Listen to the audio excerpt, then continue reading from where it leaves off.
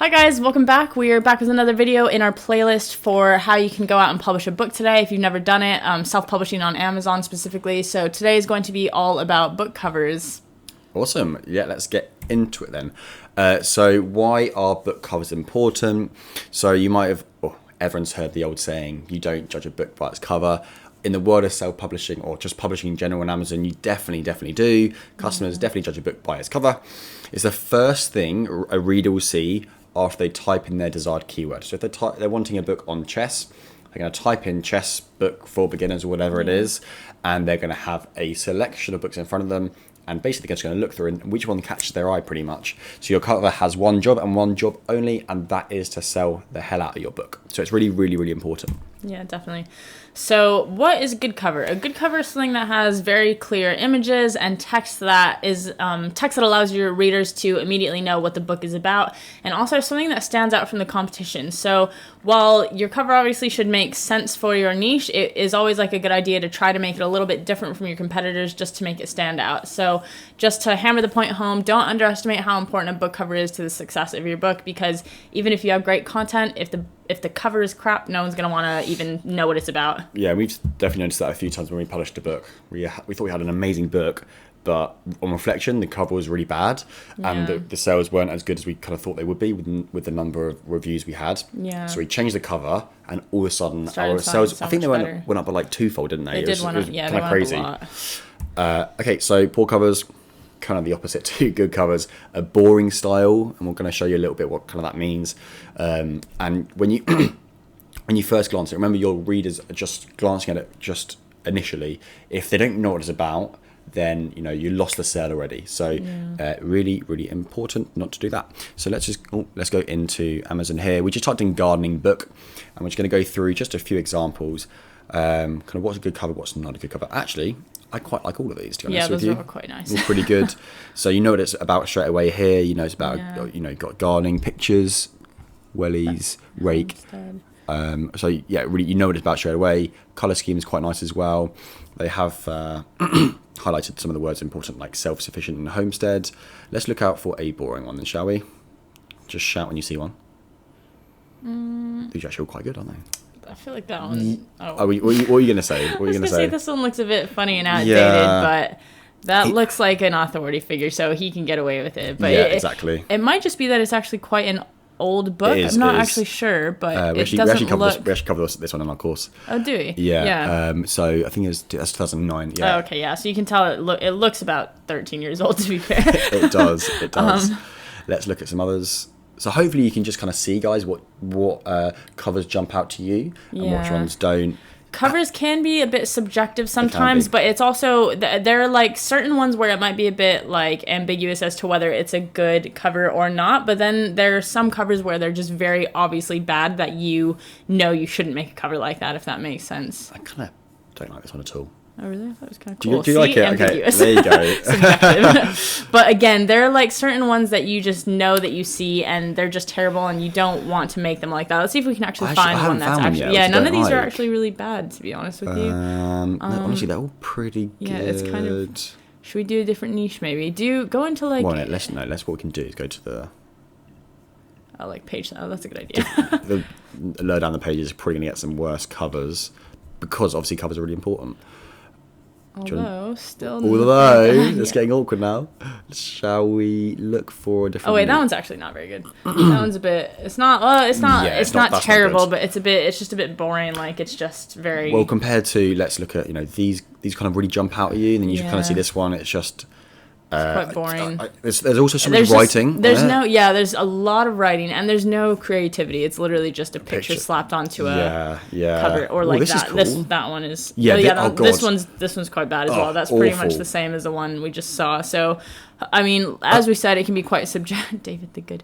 Yeah, as we said, sometimes covers can be subjective, and then sometimes they can be very obviously bad, and that's what we want to avoid, is it being very obviously bad. But look, that one's cool. This is I want to buy this book. It's just unique, isn't it? It completely stands out on the page. Very unique style. Yeah. And herbs. I love it. Absolutely love it. All right, let's keep... Awesome. Oh, okay, yeah, that covers it, I guess. Yeah, that's fine. What does it do? That covers it. That's so awkward.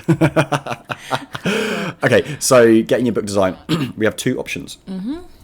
as per usual, your two options are you can either do it yourself or you can outsource it. So we're just going to go ahead and cover some of these ways that you can do both. You can't stop saying cover now. Oops. Okay. So for DIY, obviously, if you're going to do it yourself, there are a lot of resources out there that can help you, but if you know that you just like would not be able to do it, then obviously you can get it done relatively cheaply. We'll get onto that. But basically, if you're going to do it yourself, there are a lot of great templates that you can use on Canva, which should we just hop over to Canva actually now? So, okay. So when you're on your homepage of Canva, first of all, you can click on create a design and either enter the custom size for your book. So you can do like 5x8 or 6x9 or whatever. Just go on to quickly just to show them. So yeah, and then you'll just have to change it to inches and do like 5x8. But basically once you have it open, you can then click on, oops, that's not it. Sorry, I thought you had made one already. That's for in 2 minutes time. Okay. So basically you're going to type in, say you want to do 5.5 by 8.5. You press create a new design. It'll take you into this new design.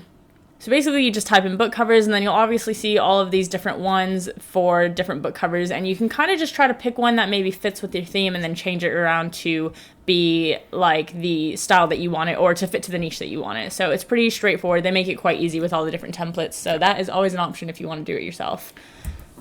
Or you can have it or get it outsourced. So a really, really good place to start when you're a beginner just starting out and your budget is quite low, like ours was, is going to Fiverr. So as we mentioned before in a couple of the other videos, Fiverr is a freelance service, a very, very good place to get your a great looking book cover design for relatively cheap. Yeah. One girl that we like is Alish Bashar. She's very, very good. So I've just got her profile up here. So as you can see, she makes non-fiction book covers. As you can, they're really good. They kind of stand out in the page, look a bit unique as well. Obviously, you can try and use her if you want to.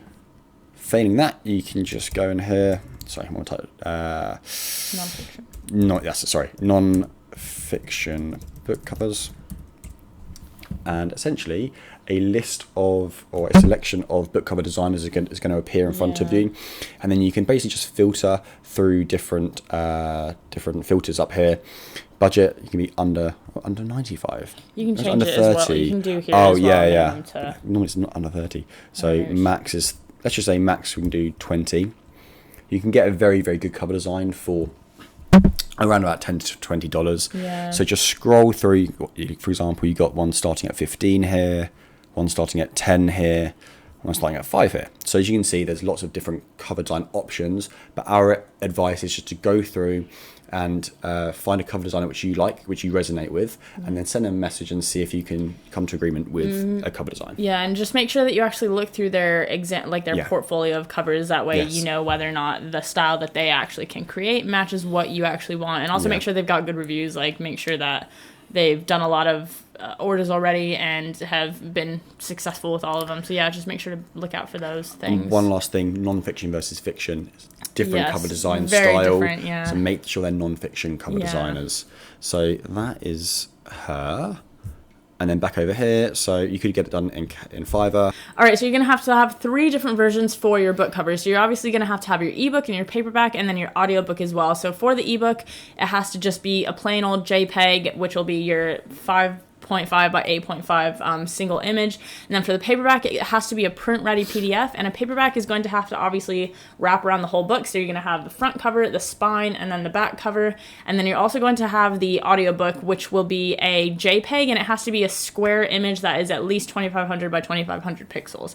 All right, so we're just going to quickly show you the difference between the ebook and the paperback. So if this were your ebook, that's all you need to upload to KDP. It's just the single image, JPEG image, and then when you are going to be uploading your paperback, you're going to need obviously the full document or the full print-ready PDF that includes the front cover, your spine, and your back cover. We do show you how you can do this by yourself within our course, but you can also get this outsourced. So if you get your ebook cover done on Fiverr, you can also just have either your same artist create the whole paperback for you, or you can just do it yourself, which is, to be honest, is actually quite simple. But essentially, it's just go on to here again. Sorry, yeah. It's just some examples. You could just do your blurb, author pick, Yeah. and then you have the space for a barcode as well, Yeah. which KDP kind of tells you. They give you the dimensions. Exactly. And then finally the audiobook as well. Yeah. So basically that's just a squared version of your JPEG ebook style of your cover. So basically you just need to convert it into a square 2,500 pixels by 2,500 pixels. And that's what you use to upload to Audible when you're selling your audiobook. Okay, so basically that is the end of this lesson. So that is book covers. We went over what a good book cover looks like, where to get that done, and then also the 3 different versions that you need. We hope you found that useful, guys. Yeah. So as we have said in every video here, this is part of a playlist going to take you from becoming no publisher to a certified Amazon publisher. So check out the next video down below. If you haven't seen the previous videos, start at the top and work your way down. And by the end of it, you should know how to publish a book on Amazon. We're going to leave all the links below in terms of all the resources that we discussed in this lesson. But if you're liking the content, you can give us a like. That'd be really good, guys. And leave a comment down below. And also subscribe to the channel because we're going to be providing lots of new videos over the next coming weeks and months. Okay, thanks, guys. Bye for now. See you soon. And we'll see you next video. Bye-bye.